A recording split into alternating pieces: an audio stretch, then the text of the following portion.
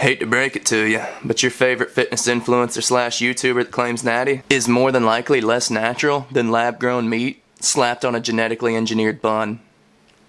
If your butt is easily hurt, please click off this video. But if you enjoy the video, hammer fist that like button and subscribe so I feel validated as a human being. I hate to say it, but there's a lot of super popular fitness influencers slash YouTubers. Let's just say influencers to keep it short and cover both. But chances are your favorite influencer is 9 times out of 10 on some kind of PED. PED meaning performance enhancing drugs. This could range anywhere between prohormones, steroids, growth hormone, peptides, SARMs, even certain TRT protocols can be considered performance enhancing, depending on the dosage. Now, let's try and break it down to get into the minds of these people when you're at the level they're at. Or even if you're climbing the competition and realistically looks like you can get to that level. You have competitions coming at you from all sides, even if your competition doesn't see it that way. But in that field, you're all competing for likes, subscriptions, brand deals, clothing deals, showbiz. Like, it opens up a lot of doors that can make you a lot of extra money, etc. So in an industry where you have to look tip-top shape, but you also have to be able to perform to some degree, I mean, it's at least somewhat expected that you can perform a little bit and you're at least somewhat athletic if you're in the industry. Say, for example, like you're a Gymshark athlete, roided to the gills. So here's a scenario. You're a natural bodybuilder and have been on the grind for years, and you're basically at the top of your class. So let's say you've been doing it for like 10 years, right? Well, that new guy that's been coming up, and even the guys you're competing against are a lot more motivated to take you out. So now switch perspectives to the top guy's competitors. You see this top guy as someone who's genetically blessed. You feel like you work every bit as hard as they do, or he does. You feel like you work every bit as hard as that top competitor, right? So the conclusion a lot of people have is, oh, well, he must have better genetics than me, or he's doing something I'm not. So then this person finds out that there's something they could do to level the playing field, basically, in their eyes. That's how they see it. So they do that, not even really thinking they're cheating, but they'll take any advantage they possibly can to get to the top, to get the accolades, the admiration, the trophies, and then eventually the brand deals. So they hear about this magic supplement that can make them grow, let's say 5 times the speed that they would have naturally. And they can get just as big, if not bigger and stronger than that top competitor in a matter of months, whereas he's been working out for like 10 years. That's the difference it can make. So the first obvious thought is, duh.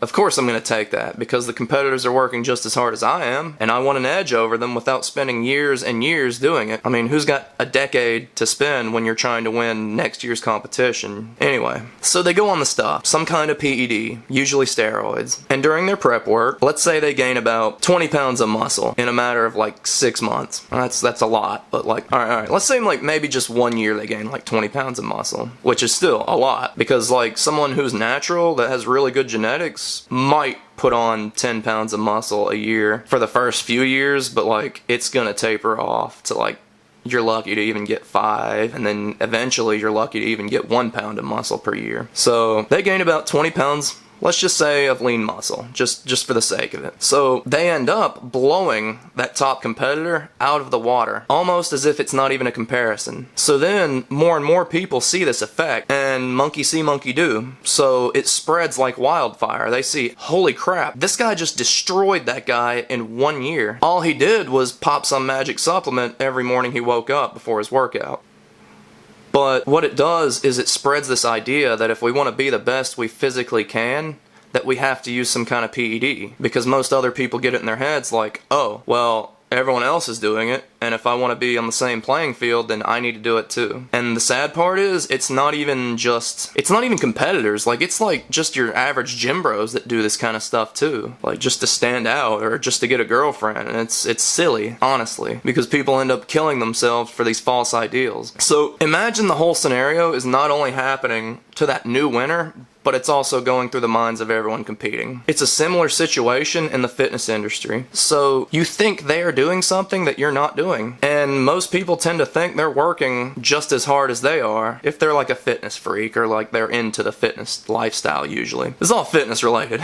But to them, they chalk it up to either genetics or they're putting some kind of super supplements in their body. So instead of a trophy, these influencers are competing for a new age currency. Likes, brand deals. When the difference of getting to the top or never getting anywhere is using one little PED, 9 times out of 10, they're going to use the PED. And in my opinion, 90% is being generous. So you can also tell in a lot of people's transformations, like if they gain like 10, 15 pounds of muscle in a matter of 8, 12 weeks or like months, and they're usually looking puffy as hell or watery as hell, they're usually retaining an extra 5, 10 pounds of water weight. They're probably on something, especially if like you're just genetically prone to being a skinnier guy, because I've seen so many guys that before they started working out, they were like twigs, but then they spend 3 to 6 months in the gym and they gain like 10, 15, 20 pounds, and that's not naturally achievable. I'm sorry. People with the best genetics in the world might gain 10 pounds of muscle the first few years of working out. And I know. The reason I say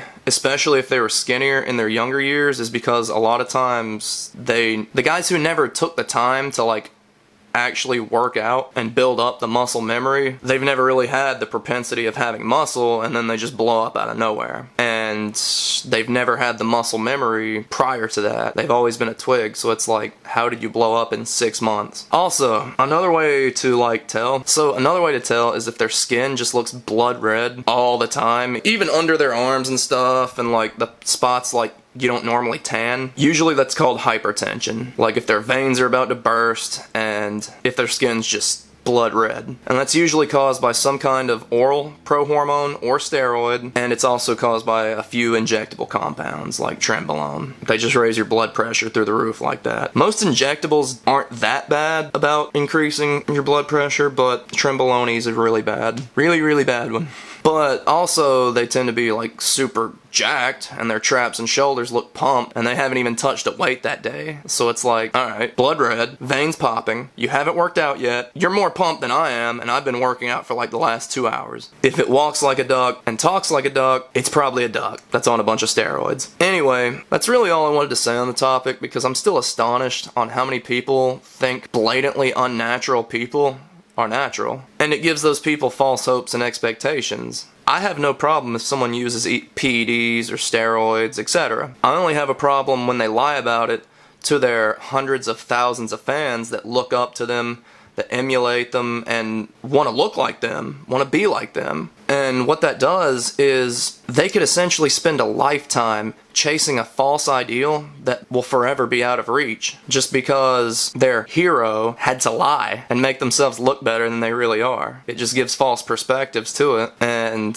I don't like that. I've never really liked it because like I've been in the gym, you know, like I've been around those roid bros, and I might have only had one in the dozens that I've ran into that's ever admitted to it, and I respected him. It's like, oh, that's cool, you know, he wouldn't tell me what he takes, and that's fine, but I still respect the fact that he told me he wasn't natural, you know, because if you want to look like me, you're gonna have to use something to achieve that. So anyway, I just don't like liars. But that's all I wanted to talk about was if you have a favorite fitness influencer or YouTuber and they claim natural, there's probably a 90+% chance that they're not natural. I hate to break it to you. I hate to break that illusion, but that's just the reality of things. Most, like 95+% of athletes, influencers, people at the top level that are competing for attention, admiration, money, brand deals, etc., they're going to use every possible advantage they can. That's just the mindset of these people. It's the mindset of a lot of people, actually. But anyway, that's been Nick from Bandana Man. I hope y'all stay safe. Stay natural, or not. I don't care. But just don't be an asshole and lie about it.